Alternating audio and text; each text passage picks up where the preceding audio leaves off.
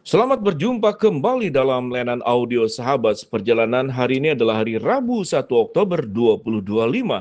Tema renungan saat teduh kita dengan judul yang manis dan mulia. Firman Tuhan terambil dalam Filipi 4 ayat 8 sampai dengan ke-9.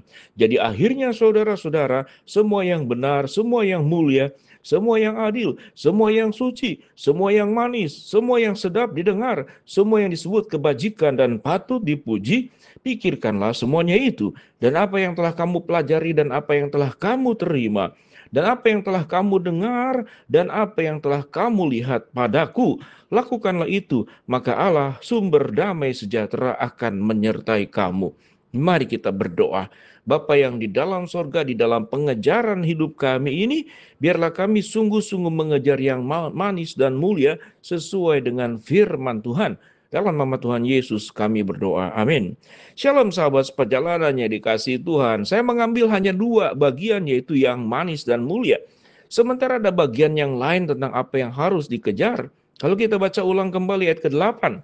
Jadi akhirnya saudara-saudara, semua yang benar, semua yang mulia, semua yang adil, semua yang suci, semua yang manis, semua yang sedap didengar, semua yang disebut kebajikan dan patut dipuji, pikirkanlah semuanya itu. Terjemahan yang baik benarnya adalah pikirkanlah, kejarlah, dan milikilah menjadi bagian dalam hidupmu. Sahabat seperjalanan yang dikasihi Tuhan, hidup ini adalah mengejar. Dan kalau kita berbicara tentang mengejar yang manis, maka kita mengingat anak-anak. Anak-anak itu sangat mudah dibujuk. Kalau kita kasih permen, kasih coklat, maka dia akan senang sekali untuk hal-hal yang manis. Namun setelah kita berumur, justru hal-hal yang manis menurut pandangan anak-anak itu bisa mencelakakan kesehatan kita. Kita akan menjadi orang yang over kelebihan, katakanlah karbohidrat, kita kelebihan gula, dan kemudian menimbulkan berbagai macam penyakit yang bisa timbul.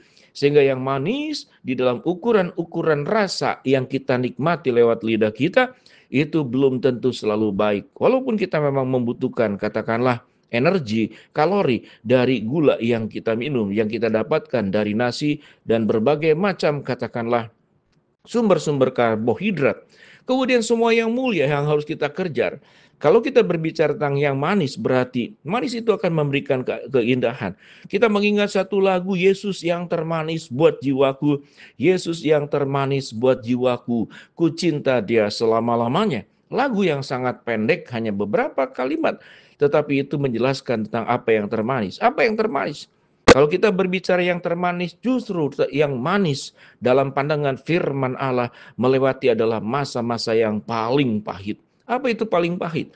Seseorang yang hidup dalam kebenaran itu tidak selalu manis. Karena orang yang hidup benar, orang yang hidup sungguh-sungguh, orang yang hidupnya tidak menyimpang ke kiri dan ke kanan, justru seringkali diperhadapkan kepada berbagai macam persoalan. Yesus berkata, kalau engkau mengikuti aku, ingatlah, serigala punya liang, burung punya sarang, tapi anak manusia tidak ada tempat untuk meletakkan kepalanya. Sewaktu kita mengikut Yesus, kita akan menghadapi aniaya, disalahi paham. Lalu kemudian jalan kita menjadi sempit, tetapi menuju kepada kehidupan yang kekal, bukan jalan yang lebar. Orang yang hidup kehidupannya berbuat dosa, dia punya jalan macam-macam. Tapi orang yang hidup sebagai anak Tuhan, jalannya cuma satu, jalan yang lurus dan jalan yang benar. Korupsi tidak boleh, nipu tidak boleh, bohong tidak boleh. Kemudian kalau kita berusaha harus benar, bagaimana mungkin berusaha dengan cara tidak benar saja kami tidak sukses? Bagaimana mungkin dengan cara yang benar? Inilah sebuah pemahaman-pemahaman yang menurut ukuran manusia seakan-akan kita membenarkan apa yang kita perbuat itu Allah Bapa, Tuhan Yesus, Roh Kudus di surga harus memahami. Tapi semua yang manis justru melewati sebuah kehidupan yang pahit, yang sulit, penuh penderitaan. Tetapi kepahitan penderitaan kita alami karena kita hidup di dalam kebenaran. Sehingga dengan demikian sahabat seperjalanan, kalau engkau ingin hidup manis di hadapan Allah, biarlah kita tetap hidup dalam kebenaran. Karena kehidupan yang pahit yang kita lewati, kesulitan, penderitaan yang kita lewati, pada akhirnya akan membawa kepada kemuliaan. Tetapi yang manis menurut ukuran manusia itu seringkali membawa kepada kehinaan. Kita tahu dengan jelas bagaimana koruptor yang pada awalnya nampak bisa hidup bahagia, akhirnya harus menghadapi hukum. dengan hukuman yang lama, dipermalukan, di penjara itulah, di lembaga pemasyarakatan itulah.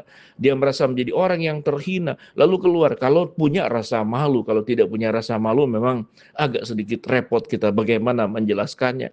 Tetapi malu, dia malu, kemudian anak-anaknya malu, bahwa orang tuanya, kakeknya, anggota keluarganya masuk dalam kategori narapidana, pernah masuk lembaga pemasyarakatan, mendapatkan hukuman sedemikian luar biasa. Mari sahabat seperjalanan, firman Tuhan berkata, jadi akhirnya saudara-saudara, semua yang benar, semua yang mulia, semua yang adil, semua yang suci, semua yang manis, semua yang sedap didengar, semua disebut kebajikan dan patut dipuji, pikirkanlah semuanya itu.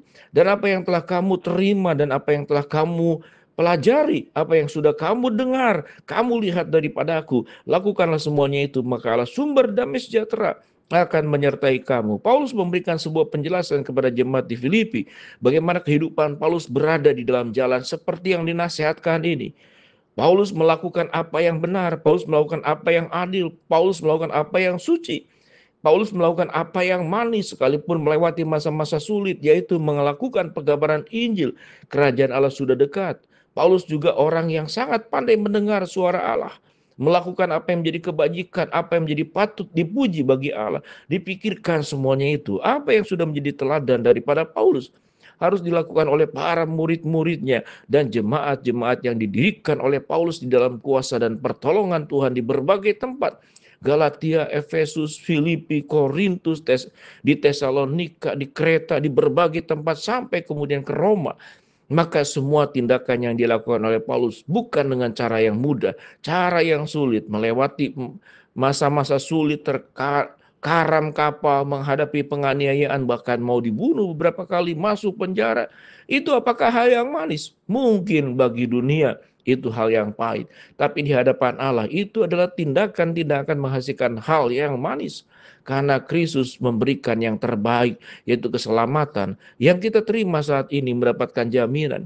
Melewati masa-masa sulit, masa-masa bagaimana Yesus disesah, kemudian disalibkan, kemudian menderita dalam jalan Via Dolorosa yang sedemikian luar biasa, dihina, dipukul, diludahi, kemudian diolok-olok dengan dipakaikan jubah ungu.